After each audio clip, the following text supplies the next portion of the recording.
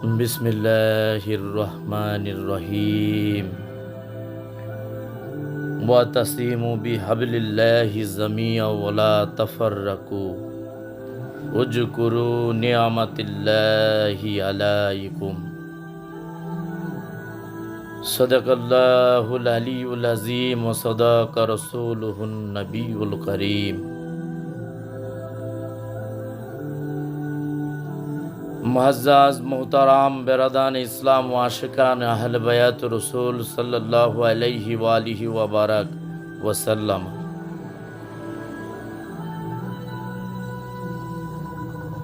আজকে যে বিষয়টি নিয়ে দুটি কথা বলার জন্য মনস্থির করেছি, সেই বিষয়টি হচ্ছে পবিত্র সূরাতুল আল ইমরানের 103 নম্বর আয়াতে আল্লাহ পাক জাল্লা মুহিদুহু পরওয়ারদিগার আলম ফরমান, ওয়াতাসিমু বিহাবলিল্লাহি জামিআ ওয়ালা তাফাররাকু ওয়াজকুরু নি'মাতিল্লাহি আলাইকুম। অর্থাৎ, হে দুনিয়ার জমিনের ইমানদার বান্দাগণ, তোমরা তোমাদের কামিয়াবি হাসিলের জন্য দুনিয়ার জমিনে সেই রশিকে আঁকড়ে ধরো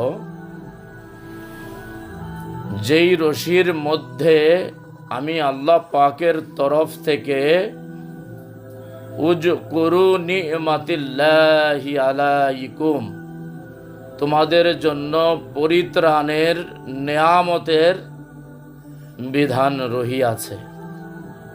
সুবহানাল্লাহ বলি। পরিষ্কার অত্র আয়াতে আল্লাহ পাক তার পিয়ারা হাবিবকে সুস্পষ্টভাবে বলে দিয়েছেন, নিশ্চয় দুনিয়ার জমিনে মানুষের মুক্তির জন্য, বিপদ থেকে পরিত্রাণ পাবার জন্য যে হেদায়েতের ব্যবস্থা তিনি করে দিয়েছেন, সেই সকল ইঙ্গিত আল্লাহ সুবহানাহু ওয়া তাআলা অত্র আয়াতে পাকের মধ্যে সে বিষয়েই তিনি আলোকপাত করেছেন। অত্র আয়াতে পাকের মাসআলাগত দিক নির্দেশনা যদি আমরা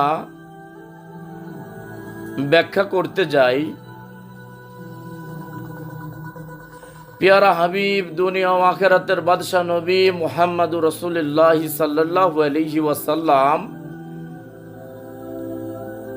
যখন দ্বীনের পরিপূর্ণতার মেসেজ আল্লাহ সুবহানাহু ওয়া তাআলার পক্ষ থেকে পিয়ারা নবীজিকে জানানো হয়, আর সেই বিষয়টি যখন দুনিয়ার জমিনে রসুল পাক তার সাহাবী আজমাইনদেরকে জানানোর জন্য যে দিনটি ধার্য করেছিলেন,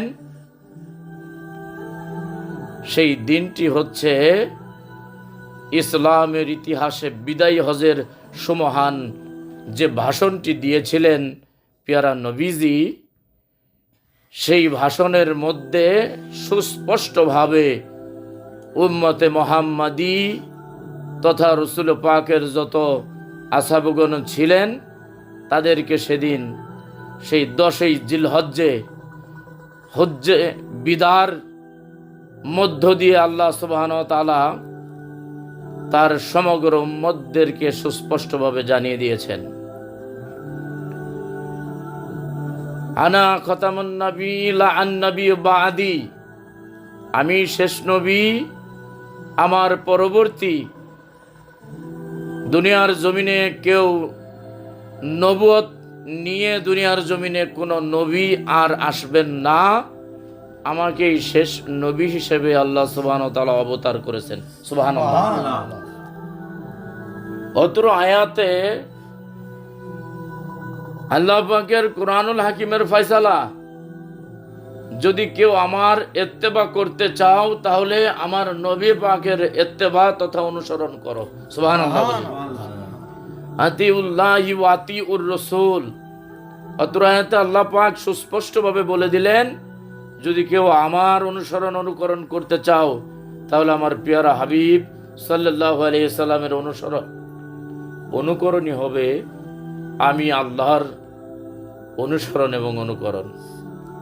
এখন তো দুনিয়ার জমিন আজ থেকে ১৫০০ বছর আগে আল্লাহর পেয়ারা হাবিব সাল্লাল্লাহু আলাইহি ওয়াসাল্লাম তিনি আল্লাহ পাকের আদেশে তিনি পর্দা নিয়ে দুনিয়ার জমিন থেকে রহমাতুল লিল আলামিন আমাদের পক্ষ হতে বিদায় নিয়েছেন। তিনি অন্তিম শয্যায় মদিনাতুল মুনওয়ারায় তিনি শায়িত আছেন এবং সেখান থেকেই দুনিয়া এবং আখেরাতের সকল উম্মতগণদেরকে তিনি রহমতের খজিনা হতে রহমত দিয়ে যাচ্ছেন। সুবহানাল্লাহ। তাহলে নবী পাক দুনিয়ার জমিনে হায়াতে এই মুহূর্তে যদি সশরীরে জিন্দা নাও থাকেন, যারা ইমানদার বান্দা দুনিয়ার জমিনে রয়েছেন তাদের অন্তরে নবী পাক হাজির এবং নাজির। সুবহানাল্লাহ বলি। তাহলে নবী পাকের পরবর্তী কারা দয়াল নবীজির ওয়ারিস কিংবা আল্লাহকে পাওয়ার জন্য নৈকট্য হাসিলের জন্য কারা এখন দায়িত্বে রত রয়েছেন দুনিয়ার জমিনে? নবী পাকের ইন্তেকাল শরীফের পর দুনিয়ার জমিনে তার দায়িত্ব কারা নিয়ে বসে আছেন এবং আল্লাহ পর্যন্ত পৌঁছে দেওয়ার জন্য সাধারণ উম্মতগণ কার কাছে যাবেন? এমন অনেক প্রশ্ন আসে না, যে নবী তো নেই, আমরা কার কাছে যাব? আসে না, বলে না? আজকে আমি শেখ কোরআনুল হাকিমের যে সমস্ত আল্লাহ পাকের ফরজিয়াতের বিধানের জন্য আল্লাহ পাক যে বিধান দিয়েছেন, পরিশুদ্ধতা, পাক পবিত্র এবং তাহারাত অর্জনের বিষয় আল্লাহ পাক বলে দিয়েছেন। আল্লাহ পাকের ফরজ বিধান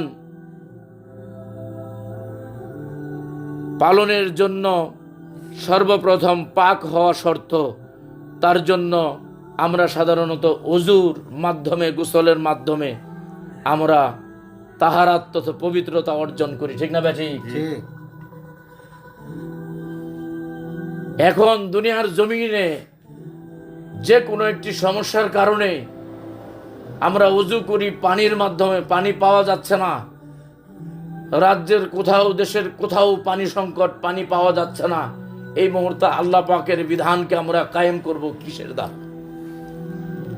আল্লাহ পাক সুস্পষ্টভাবে তিনি ফয়সালা দিয়েছেন, ফাইন লাম তাজিদু মাআন, যদি কোনো ফরজ বিধানের আউয়াল ওয়াক্তের প্রাককালে কোনো ওযু করার জন্য পানির সুব্যবস্থা না থাকে, তখন তারা কি করবে? আল্লাহ পাকের ফয়সালা হচ্ছে ফাইন লাম তাজিদু মাআন সাইয়্যিদান তাইয়্যিবান, অর্থাৎ তারা পবিত্র মাটি দিয়ে তায়াম্মুম করে নিবে। সুবহানাল্লাহ।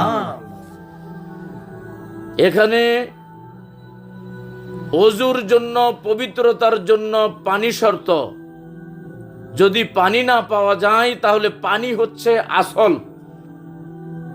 তার ইনঅ্যাবসেন্সে, পানি না পাওয়া যাওয়ার কারণে সেটার অল্টারনেট, সেটার নায়েব তথা প্রতিনিধিত্ব হিসেবে পানির প্রতিনিধিত্ব করছেন তায়াম্মুম, অর্থাৎ পানির বিপরীতে সেখানে পবিত্র মাটির বিধান করে দিয়েছেন আল্লাহ রাব্বুল আলামিন। সুবহানাল্লাহ। অতএব কারণে এখানে পানি হচ্ছে আসল আর মাটি হচ্ছে এখানে নায়েব তথা তার প্রতিনিধি, স্থলাভিষিক্ত। অতএব কারণে দয়াল নবীজির ইন্তেকাল শরীফের পর দয়াল নবীজি হচ্ছে আল্লাহ পর্যন্ত পৌঁছানোর উসিলা, মাধ্যম। এখন আল্লাহর নবীজির পরবর্তী উসিলা হচ্ছে তার যারা নায়েব তথা নায়েব রসুল, দুনিয়ার জমিনে যারা ওলি আল আমর, অর্থাৎ আল্লাহ রাব্বুল আলামিন সূরা কাহফের মধ্যে ইরশাদ করেন, যারা হেদায়েতের নূরের সেই রশ্মি যাদের নসিব হবে, তারা দুনিয়ার জমিনের অলিয়াল আমরগণ যারা রয়েছেন তারাই সেই কালেমার দাওয়াত দুনিয়ার জমিনে দিবেন। আমার বান্দাগণ তা গ্রহণ করবেন এবং নবী পাকের শ্রেষ্ঠতম ওসিলা তার নায়েব হিসেবে, তার নায়েবে অলি যারা, নায়েবে রসুলের মাধ্যমেই নবী পাকের ওসিলা আমি আল্লাহ সেদিন গ্রহণ করবো। সুবহানাল্লাহ। অতএব কারণে আল্লাহ পাকের বিধান এবং শরীয়তের সুস্পষ্ট মাসালা এখানে প্রতীয়মান হলো। নবীজির অবর্তমানে নবী পাকের যারা নায়েব তথা হক সিলসিলার যারা অনুসারী, ও মাইয়ুদলিল ফালান তাজিদ লাহু ওলি আম মুর্শেদা, দুনিয়ার জমিনে যারা ওলি আল মুর্শেদ যারা রয়েছেন, পথ প্রদর্শক যারা রয়েছেন, বেলায়েতের সেই তাবেদার যারা দুনিয়ার জমিনে রয়েছেন, তারাই আল্লাহ পাকের পরবর্তী নবীজির নায়েবে রসুল, দুনিয়ার জমিনের হক্কানি উলামায়ে কারাম, হক সিলসিলার অনুসারী যারা পীরে কামেল দুনিয়ার জমিনে রয়েছেন, তারাই ওলিয়াল আমরগণ। অত্র আয়াতের সুস্পষ্ট ফয়সালা আল্লাহ পাক বুঝে এবং শুনে আমাদেরকে সেই জ্ঞান অন্বেষণ করে দুনিয়ার জমিন থেকে নেক আমল করে পরিশুদ্ধ ঈমান নিয়ে আল্লাহ পাকের দরবার আমাদের পৌঁছানোর জন্য তৌফিক দান করুন। আল্লাহুম্মা আমিন। আসসালামু আলাইকুম ওয়া রাহমাতুল্লাহি তাআলা ওয়া বারাকাতুহু।